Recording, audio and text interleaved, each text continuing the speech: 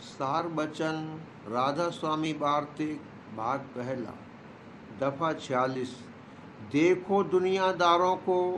जो वे दुनिया को सच्चे दिल से चाहते हैं, किसी स्थान पर अपने मतलब हासिल करने के वास्ते जाने से नहीं रुकते, और न ऐसी जगह दीनता करने से उनको शर्म आती है। जैसे ब्राह्मण गैर कौमों की सेवा करते हैं और औलाद की बीमारी दूर कराने को भंगी तक के दरवाजे पर जाने से परहेज नहीं करते, और अपने इष्ट और मजहब का ख्याल छोड़कर बहुतेरे ऊंची जात वाले शेख सद्दों और सैयदों की कब्रों को और अनेक मलिन देवताओं को और भूत पलीत को पूजते हैं। जब दुनियादार अपने दुनिया के काम के वास्ते अपने धर्म और कर्म को छोड़ देते हैं और परलोक के नुकसान से नहीं डरते, तो मालिक के चाहने वालों की सच्ची चाह कैसे साबित होवे, जो वे जरा सी निंदा और मूर्खों की तान का ख्याल और खौफ करके संतों के दरबार में हाजिर नहीं होते। इससे मालूम हुआ कि उनको सच्ची चाह नहीं है और दुनिया के कारोबार में इस कदर दुख नहीं पाया, उसको इस कदर अपना दुश्मन नहीं समझा है कि इलाज उसके दूर करने का करें, और इस कदर प्यास मालिक के दर्शनों की नहीं लगी है कि लोक लाज और दुनियादारों की तान को ताक पर रख दें, तो ऐसे शख्स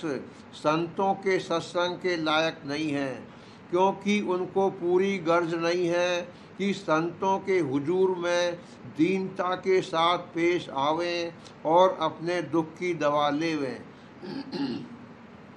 दफा 47। और मालूम होवे कि तान और तंज और निंदा संतों के सेवकों को भी पक्का और दुरुस्त करती है। जो निंदा और बदनामी न होवे तो वह जैसे के तैसे कच्चे रहेंगे। निंदा और बदनामी निशान सच्चे प्रेम का है, और सिवाय आशिकों यानी सच्चे भक्तों के दूसरे की ताकत नहीं कि दुनिया की बदनामी से बेखौफ होवें। फारसी में कहा है, मलामत शहनए बाजारे इश्कस्त, मलामत सैकले जंगारे इश्कस्त, यानी निंदा और हंसी प्रेम के बाजार की कोतवाल है और मैल और काई की सफाई करने वाली है। जो गुरु की दुनिया के चाहने वाले हैं, वह दुनिया और दुनियादारों को निहायत दोस्त रखते हैं और उनको प्यार करते हैं और उनकी सब प्रकार से खातिरदारी करते हैं और तरक्की और हुर्मत चाहते हैं, और बड़ा ख्याल इस बात का रखते हैं कि उनके सेवक नाराज न हो जावें, ताकि उनके रोजगार और जीविका में खलल न आवे। बरखिलाफ इसके संत जो कि सच्चे और पूरे आशिक मालिक कुल के हैं, ख्वाहिशमंद इस बात के रहते हैं कि दुनियादार उनके सत्संग को न छेड़ें और अपना साया उनके सेवकों पर न डालें। इस वास्ते जरूर मलामत और निंदा को अजीज रखते हैं कि वही काम चौकीदार का देती है, और ऐसे लोगों को उनके दरबार से हटाए रखती है। दफा 48। और मालूम होवे कि संतों का यह दस्तूर है कि जब कोई उनके पास आवे तो उसको उपदेश या उसके सामने चर्चा सत्य वस्तु यानी सत्य पुरुष राधा स्वामी की करते हैं, और बाकी औरों को नाशमान और ओछा कहते हैं। इसी बात को नादान और मूर्ख लोग निंदा और हजो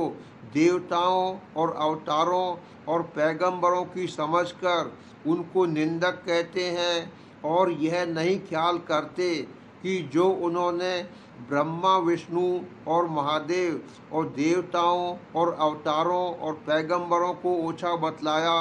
तो फिर तारीफ किसकी की और सबसे बड़ा किसको ठहराया। जो उन्होंने तारीफ सत्य पुरुष और परम पुरुष पूरन धनी राधा स्वामी की तो यह बात मानने योग्य है, क्योंकि जो सबसे बड़ा और मालिक कुल का है, उसकी तारीफ करना और उसके चरणों में प्रतीत और एतकाद दिलाना और उसकी सेवा पूजा के वास्ते उपदेश करना जरूरी काम है और निहायत मुनासिब, क्योंकि बगैर इसके जीव का उद्धार मुमकिन नहीं। फिर समझना चाहिए कि किस कदर शर्म की बात है कि कुल मालिक की बड़ाई को सुनकर नाराज होना और अपनी मूर्खता से असल मतलब को न समझकर बरखिलाफ संतों के वचन के कदर करने के उसको बुरा समझना और संतों को निंदक ठहराना।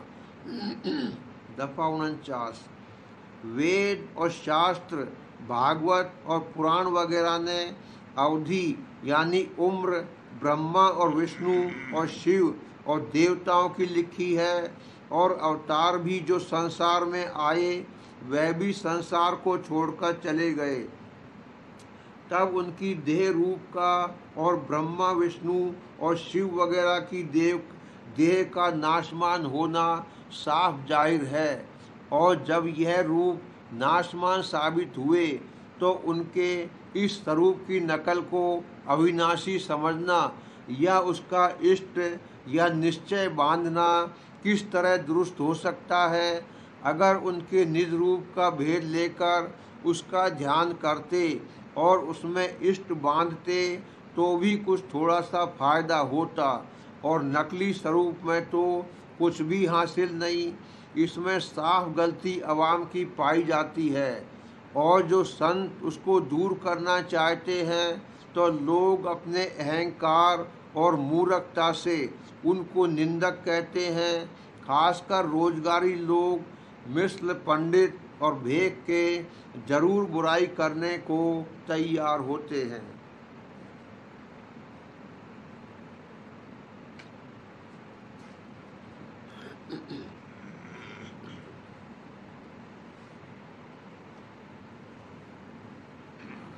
प्रेम पत्र राधा स्वामी, दूसरा भाग, सिलसिला वचन 4, क्रोध का अंग। ये अंग भी बहुत जबर है और जड़ इसकी त्रिकुटी में है। जब जब कामना मन के मुआफिक पूरी नहीं होती है तभी क्रोध अंग जागता है। कभी अपने ऊपर जो कसर अपनी नजर आती है और कभी दूसरे पर जो उसकी तरफ भरम कसर डालने का इसके मन में पैदा होता है। इस अंग के साथ चैतन्य की धार शरीर में या बाहर फैलकर किसी कदर भस्म हो जाती है, और इस वास्ते अभ्यासी को चाहिए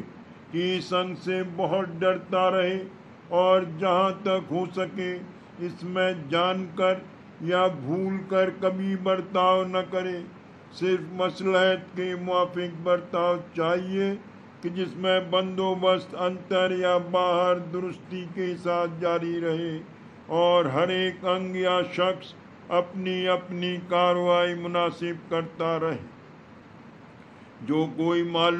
मामूल से ज़्यादा जोर सूरत के चढ़ाने के लिए भजन या ध्यान में देते हैं, उनको अक्सर ये दोनों अंग यानी काम और क्रोध अंतर में ज़्यादा सताते हैं, बल्कि क्रोध अंग ज़्यादा जबर होकर जरा जरा सी बात में बाहर प्रकट हो जाता है। सबब इसका ये है कि जब सूरत ऊपर को किसी कदर चढ़ेगी तो जो वो निर्मल और साफ है तो ऊपर ठहर सकेगी, नहीं तो जिस अंग की मलिनता उसमें विशेष करके है वही अंग प्रकट होकर सूरत को नीचे उतार लावेगा। जैसे का अंतर में तरंग उठाकर सूरत को नीचे को गिरा देवे, या क्रोध की धार उठकर सूरत को फैला देवे। इस वास्ते अभ्यासी को अपनी सफाई का ज़्यादा ख्याल रखना चाहिए, इस तौर पर कि जागृत और स्वप्न की हालत में उसके होश दुरुस्त रहें, यानी मन और इंद्रियां उसकी काम और क्रोध की तरंग के साथ न बहे तो भजन और ध्यान के समय और उसके पीछे भी थोड़ा बहुत यकीन पड़ेगा कि ये तरंगें उसकी सूरत को नहीं उतारेंगी। और जो जागृत के समय मन चलायमान हो जाता है और होश नहीं लाता है तो अभ्यास के समय या उसके पीछे भी इसकी होशियारी काम नहीं देगी। चौथा, लोभ का अंग। ये अंग बहुत ऊंचा और नाकिस है और शुरुआत इसकी सहज दल कमल और उसके नीचे से समझना चाहिए। जिस किसी में ये अंग जबर है वो परमार्थ से खाली रहेगा, क्योंकि उसकी वृत्ति का जबर झुकाव बाहर की तरफ पदार्थों में होगा और ऐसी हालत वाले से अभ्यास सूरत और मन को समेटने और चढ़ाने का नहीं बन सकता। सिवाय इसके लोभी पुरुष कभी संतों के वचन के मुआफिक कार्रवाई नहीं कर सकेगा, क्योंकि वो अपने लोभ की तरंग को पूरा करने के वास्ते जीवों को दुख पहुंचाने और उनका हक मिटने में जरा खौफ नहीं करेगा और इस सबब से उसको परमार्थ का लाभ नहीं मिल सकेगा। यहाँ लोगों से मतलब ये है कि अपने वाजिबी हक से ज़्यादा हासिल करने की चाह उठाकर जिस तरह वो चाह पूरी होवे उसके निमित्त जतन करे, चाहे उसमें जीवों को दुख और नुकसान पहुँचे। लोभी पुरुष सच्चे परमार्थ और सच्चे प्रेमियों की हमेशा निंदा करेगा और आप अपने जीव के सच्चे कल्याण के निमित्त कुछ खर्च नहीं कर सकेगा, बल्कि सच्चे प्रेमियों को खर्च करते हुए देखकर अपने मन में बहुत जलेगा और कुड़ेगा और उनको नादान और मूर्ख कहेगा, जिसके सबब से अपने सिर पर निंदा का भार और पाप चढ़ावेगा। राधा स्वामी मत के अभ्यासियों को लोभ अंग से जरूर बचते रहना चाहिए, बल्कि अपने हक और वाजिबी आमदनी से मालिक के प्रसन्न करने और जीवों के उपकार के निमित्त कुछ खर्च करना चाहिए, तब कुछ परमार्थ मिलेगा, यानी मालिक के चरणों का प्रेम हृदय में पैदा होगा। पांचवा, मोह का अंग। ये अंग भी लोभ अंग के मुआफिक बहुत ऊंचा और परमार्थ के वास्ते नाकिस है और शुरुआत इसकी सहज दल कमल और उसके नीचे से है। वाजिबी और मुनासिब तौर का मोह इस कदर दुखदाई नहीं है, पर जाति इसकी बहुत नुकसान और तकलीफ पैदा करती है और ऐसा आदमी परमार्थ में बहुत कम लग सकता है, क्योंकि वो हमेशा उन लोगों का जिनमें उसको मोहब्बत और मोह विशेष है अधीन रहेगा और जैसे वो उसको चलावेंगे वैसी चाल चलेगा। फिर उससे सद्गुरु और मालिक का वचन, जो कि उसके मोहब्बत वालों के मन के खिलाफ होगा, नहीं माना जावेगा और न मालिक के चरणों में उससे गहरी प्रीत करी जावेगी। मोही आदमी दुनियादारों और कुटुंबी और बिरादरी के डर और लज्जा से सत्संग भी नहीं कर सकेगा और इस सबब से उसकी आंख भी नहीं खुलेगी और बुद्धि भी मलिन यानी संसारी रही आवेगी और परमार्थ की बढ़ाई और जरूरत उसके मन में नहीं समावेगी, बल्कि सच्चे परमार्थ और परमार्थियों की निंदा करने को तैयार होगा। और जो भक्ति के अंगों में सच्चे परमार्थी और प्रेमी जन बरतेंगे,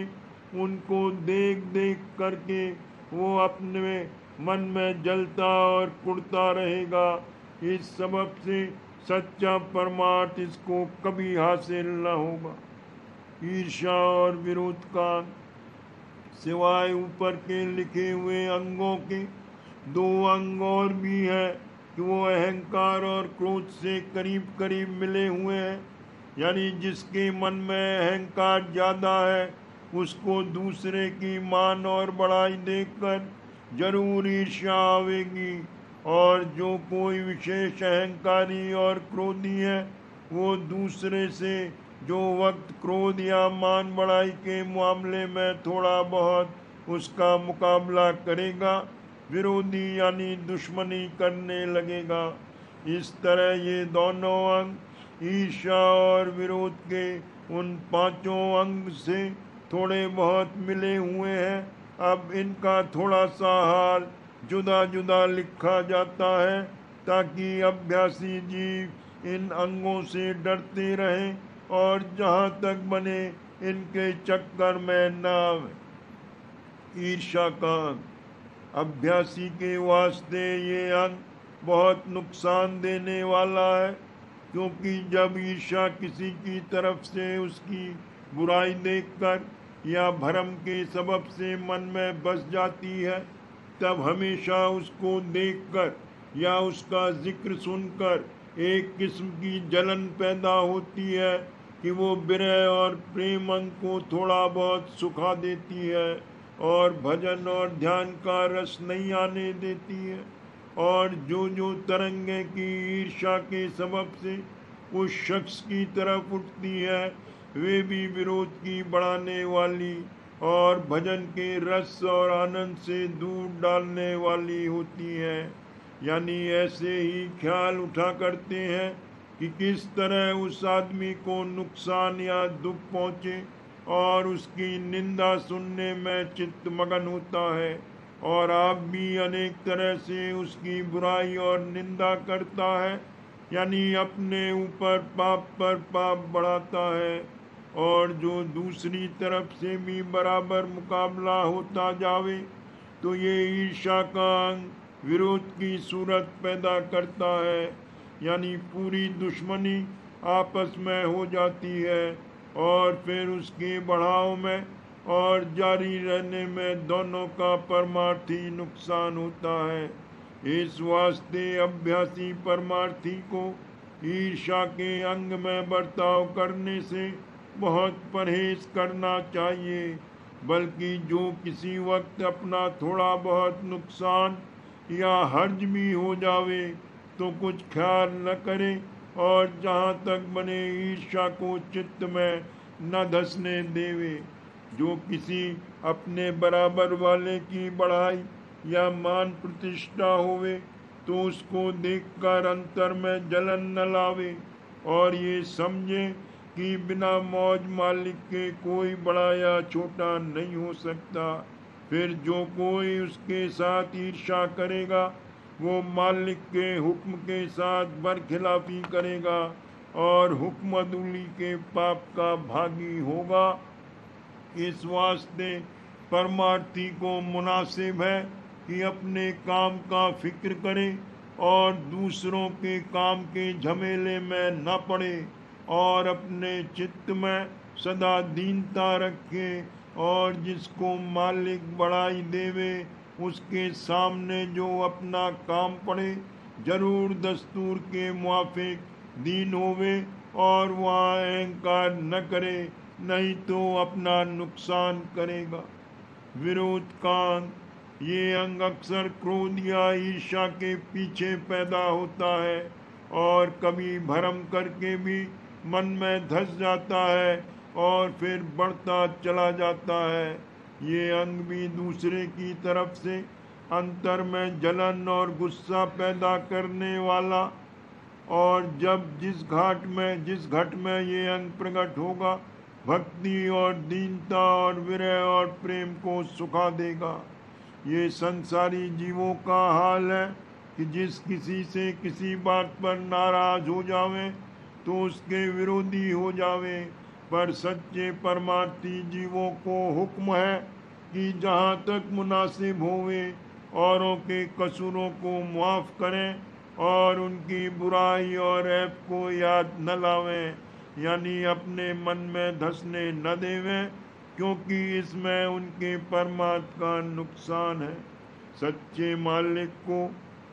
ये अंग जैसे ईर्ष्या और विरोध और क्रोध वगैरह निहायत नापसंद है, और जिस घट में इनका थाना है वहाँ उसका नूर प्रकट नहीं हो सकता। सच्चा मालिक दीनता और प्रेम को पसंद करता है। सो सच्चे परमार्थी को चाहिए कि अंतर में अपने इन्हीं अंगों का जहाँ तक बने बर्ताव रखे, और ईर्ष्या और विरोध और क्रोध को न आने देवे, लेकिन बाहर बंदोबस्त के वास्ते और खासकर संसारी लोगों से व्यवहार और बर्ताव के वास्ते जैसा जहाँ मुनासिब होवे